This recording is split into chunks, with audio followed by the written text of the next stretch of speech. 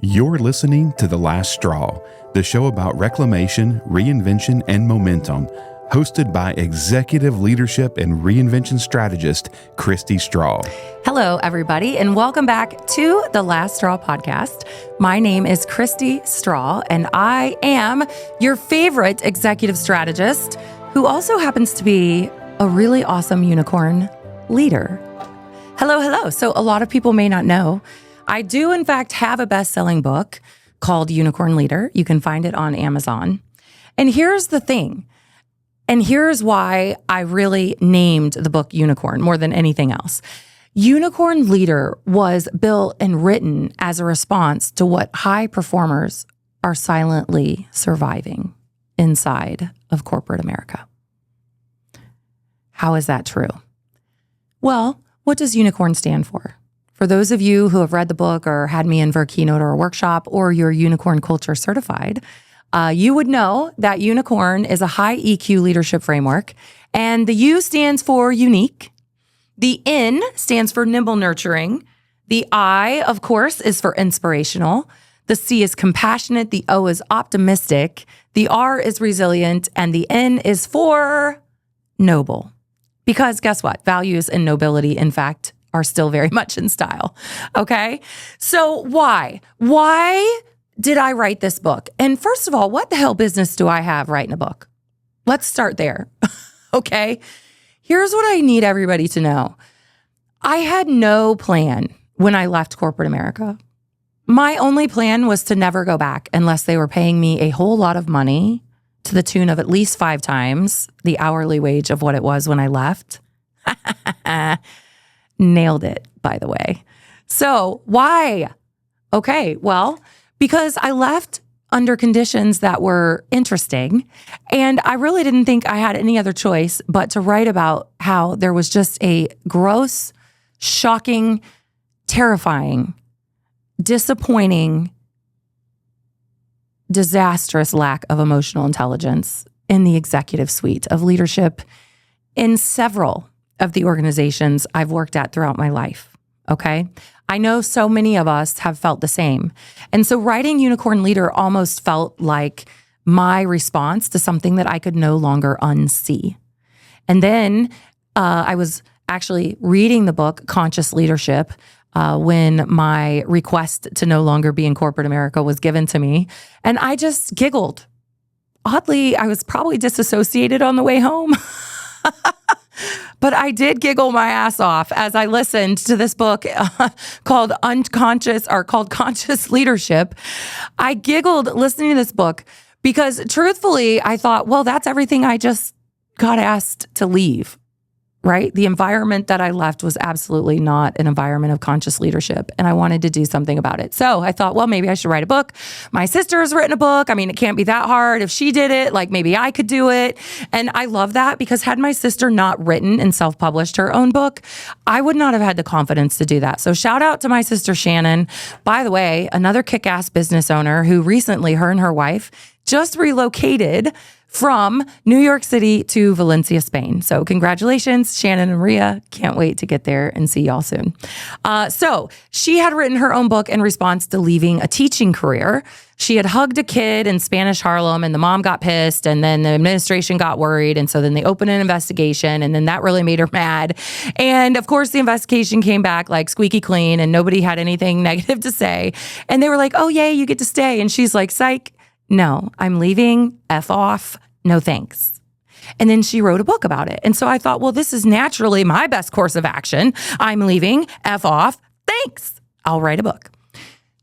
Did you know that all you have to do to write a book is go on the Google and search Amazon Kindle Direct Publishing? And for literally like 125 bucks, you can buy your own ISBN number and start writing your own book. It is that simple. It is that simple. And so I collaborated with some really great leaders throughout my time at Banco ZK and some other places. Also my executive coach, who, by the way, just moved to Austria. Shout out to DA, moving to Austria. Also, can't wait to get there and visit. Literally, I invited these people in because everybody knows a group project is easier than having to take on this solo. Okay. So pro tip, if you're really not sure about your writing chops, and to be very clear, I was very unsure of my writing chops, invite collaborators. Okay. This has been the secret of my success in building this business. I tell everybody this all the time. Collaborate, collaborate, collaborate. When you meet somebody that you have synergy with, collaborate. So I called upon these 4 or 5 leaders that had been amazing throughout my career. I had learned from them. They had inspired me. They'd had difficult conversations with me when I wasn't showing up in full authority and alignment. And I trusted them. And I invited them into the project. And lo and behold, betwixt the 5 of us, we put out a book that actually is great and you can find on Amazon and is 5-star rated. And then this turned into my workshop series, which turned into a culture creation certification series of a unicorn culture, which has turned into me now having the confidence to write my second book, Not Your Good Girl, which is all about corporate conditioning and how to turn that on its head. Okay. The reckoning of what to do and how to get out of that situation.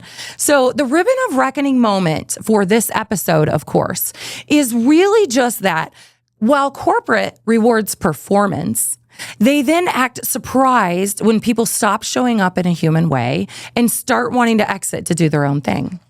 So ribbon of reckoning moment, because I feel like it's worth saying twice. All right. Corporate does, in fact, reward performance, and they do, in fact, act surprised when people stop showing up in a human, caring, and compassionate way, and when they want to start building their own thing. What are you surprised about?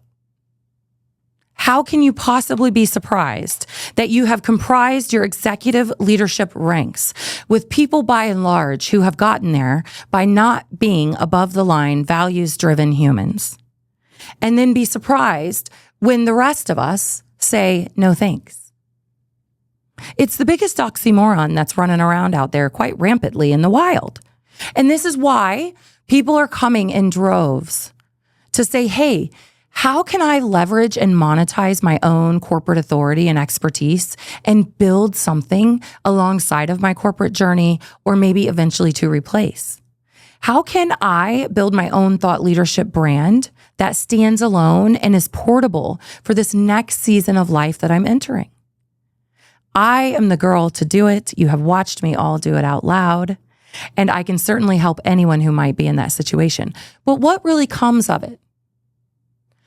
What really comes of it when you look at a system as privileged and colonized as corporate America, and you say, I'm not willing to participate in that? You know what comes from that? Change. Change. And I don't know a whole lot of people that would be watching my podcast or associated with the little village that I'm building who wouldn't be interested in that. So Unicorn Leader is my love letter and my fuck you. This has been another episode of the Last Straw Podcast. This has been another episode of the Last Straw Podcast. Let's tell the truth and build something better from it.